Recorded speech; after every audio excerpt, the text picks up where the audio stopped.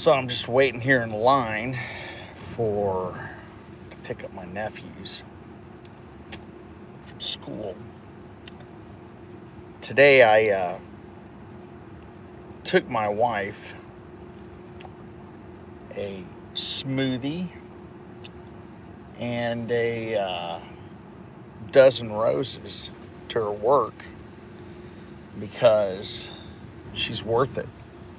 Okay, she uh, she has been fighting for her. Well, they're our nephews, but they're her nephews. They're mine by marriage, right? I mean, they know me as like Uncle Paul, but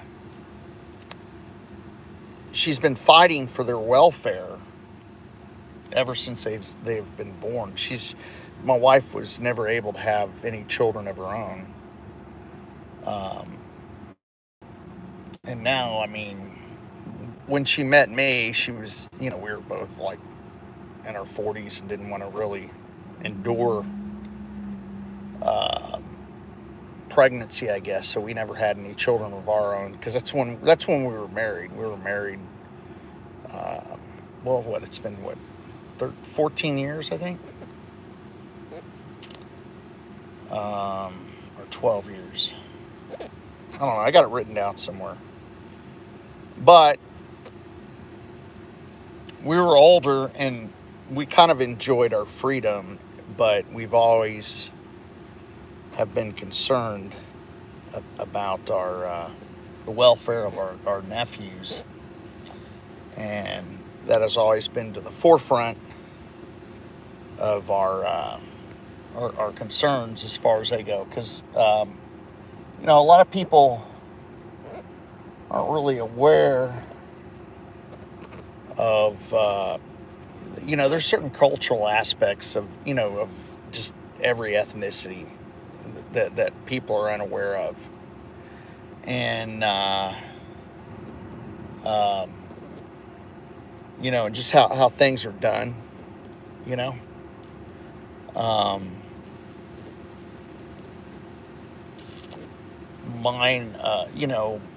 my background, familial background, is a lot different than my wife's.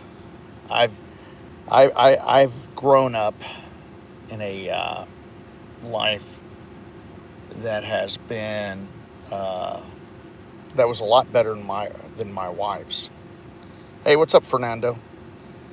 And so, consequently, if someone grew up in this situation, like my wife's mother's an immigrant, and she's been associated with immigrants uh, from Mexico, and they're not always the friendliest. Not like you've got. I mean, you literally have like an Indian tribe, that is stuck back in time. Oh, I'm good, Fernando. That are stuck back in time and really do things they're nice people, but the culture is the background is far more barbaric than, let's say, what I'm accustomed to. And now, half of my wife's family is, they were hey, what's up? We're born in America and stuff, and then the other half weren't. Now you have the big city type Mexican people, and then you have like the outskirts, and they're stuck in doing farming and stuff like that, and they're poor. And they're almost like Native Americans, but like Native Americans maybe 70, 80 years behind our time, so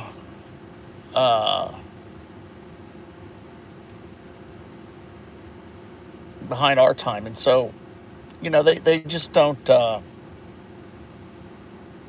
they just don't see eye to eye with the civilization as I would. I've had some of my wife's family, namely through marriage, like, hello, Gigi, Rax, hey, hello, hey. Like, she has a half brother who has a half brother whose mom is very native and from Mexico, and they literally sleep straight on the floor on straw mats, and and it's just a different perspective in life, and it's brutal, and and they do fine in that, like, like living in Indian shelters. Yeah, that's right. How much money, and you close the direct? Yep, cool. Um, Crypto's not doing good today. Okay, no, the stock market's not doing good. Okay, if that's what you're here for. So so consequently, there's been this influx into my wife's family of this, like, civilized and then barbaric, and it's conflicted. And now my mother-in-law, she got on the kind of wrong side of that cultural disparity, maybe. Am I free already? Oh, cool. Thanks, Rax. So, but then she has two sisters that are very civilized, and then they got brothers that don't cope well. But the two sisters did pretty well coping here. Came over here, made money, were legal and all that. No sneaking, and they have big houses and they work. But then you got this other aspect of this family that didn't integrate well, and they still have these savage ways and want to hang out with these savage people and pass on these savage customs or whatever, personalities. Maybe that's more appropriate.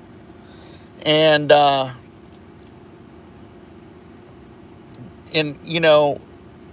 and like, raising kids isn't their strong point.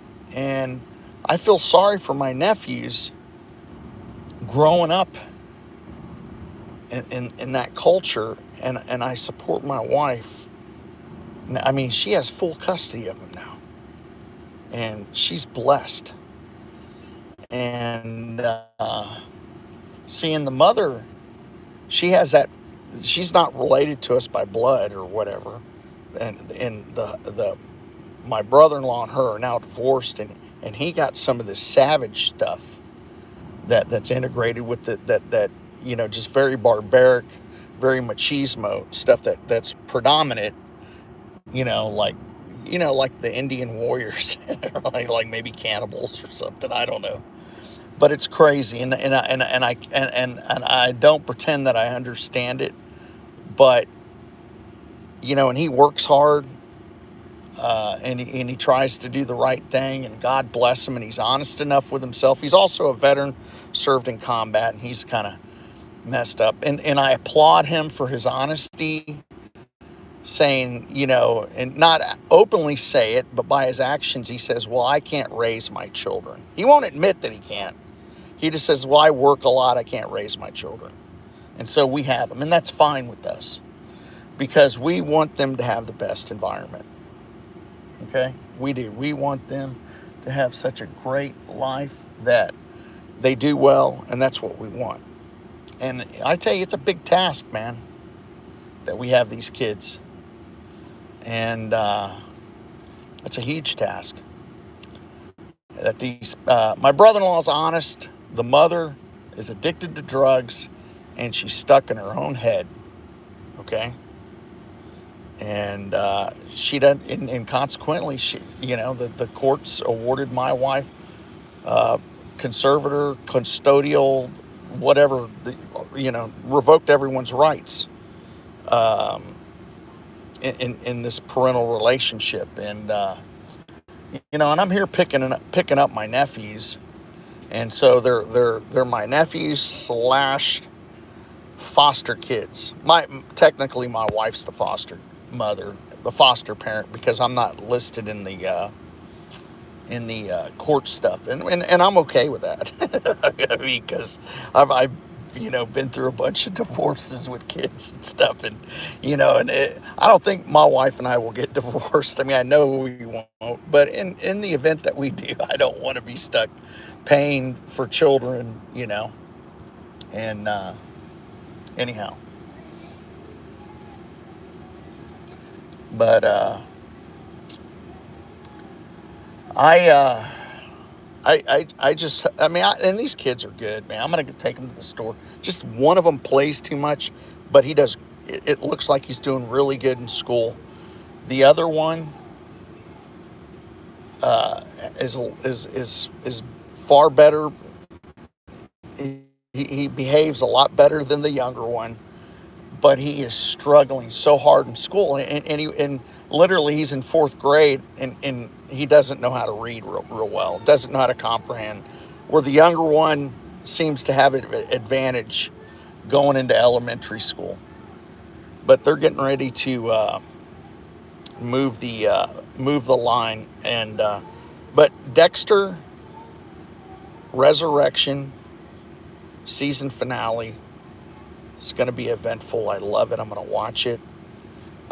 And people are saying Trump's dead and all that other stuff. They want proof of life. But here, I'll stay with y'all.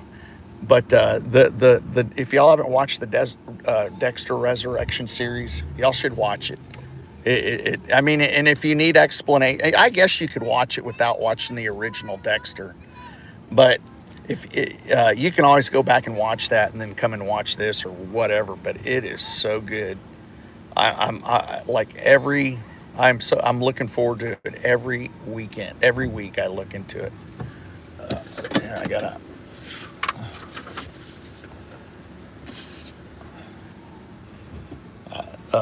So anyhow, y'all have a good day. All right. Thanks for watching.